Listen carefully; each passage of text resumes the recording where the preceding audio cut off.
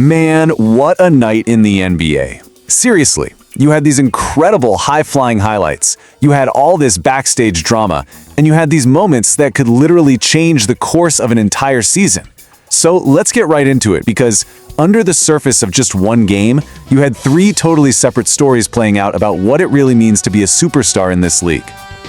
I mean, it all started with moments like this. Quentin Grimes with an absolutely vicious jam. It was just that kind of night, you know? Pure electricity and just jaw-dropping moments. But honestly, the biggest moments, they weren't always the highlights. So, let's start with Act 1. We're calling this one The Body. And this story is all about one of the league's absolute brightest stars, Luka Doncic, and a single, split-second moment that had an entire arena just holding its breath. Okay, so in a game that was just packed with these amazing plays, the one that might matter most was this.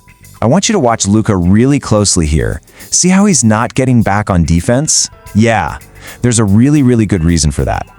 And there it is. You can see it plain as day. He just pulls up and immediately grabs for that hamstring. He starts hobbling off straight to the locker room. I mean, the look on his face just says everything you need to know. He's in real discomfort. And just like that, the entire game, and maybe the team's whole season, is just hanging in the balance. So this is the million-dollar question, right?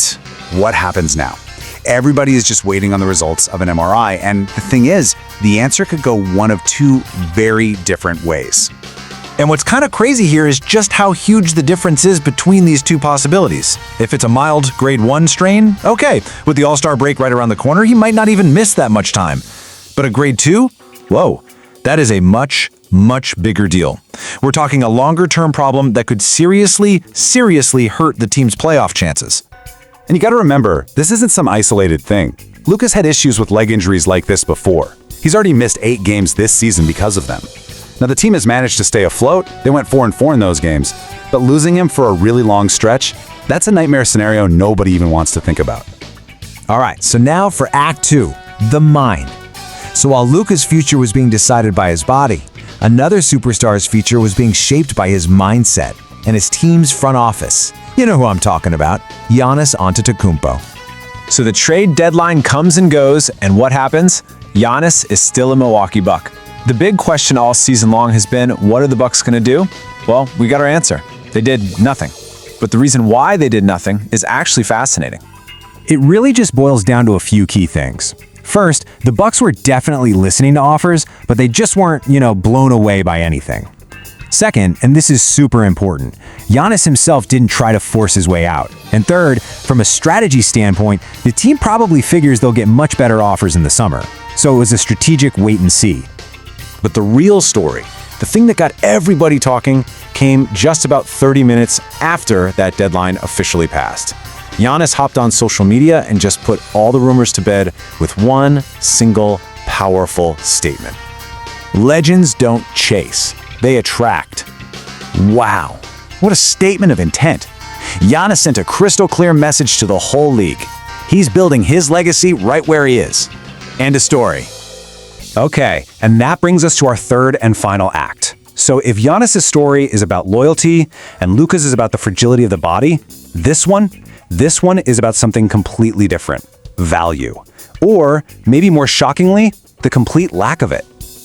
Think about it. Ja Morant is just 26 years old, an absolutely immense talent. So why in the world, with all the chaos surrounding him, was he not traded at the deadline? The answer is, well, it's kind of shocking. And it brings up a term you really don't hear much in sports. The term is negative value. Just let that sink in for a minute.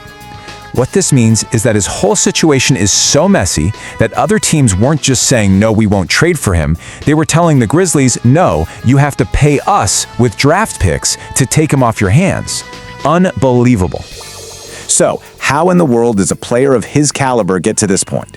Well, this chart breaks it down perfectly. First, his availability is a huge issue. All the off-court problems led to suspensions. You add in injuries, and it means he's just missed a ton of games. Second, his on-court performance has actually dropped off. He's taking more jumpers, but making fewer of them. And then, there's the contract. 2 years and $87 million left on a deal that other teams around the league are literally calling toxic. So at the end of the day, it comes down to this. People can talk all they want about his raw talent, But the actions of the league, or in this case, the complete lack of action, tell you the real story. Nobody was willing to touch the situation. So there you have it. 3 superstars, all at different stages of their careers, all facing these completely different kinds of challenges. One is literally fighting against his own body, another is cementing his legend through sheer loyalty, and a third is staring at the cold, hard reality of his market value. It all just leaves you with this one final, kind of sobering question. From an injury that happens in a split second, to a single post on social media, to a contract that 29 other teams have decided is toxic, it just goes to show you how fragile fame really is, and how unbelievably fast a superstar's entire world can change.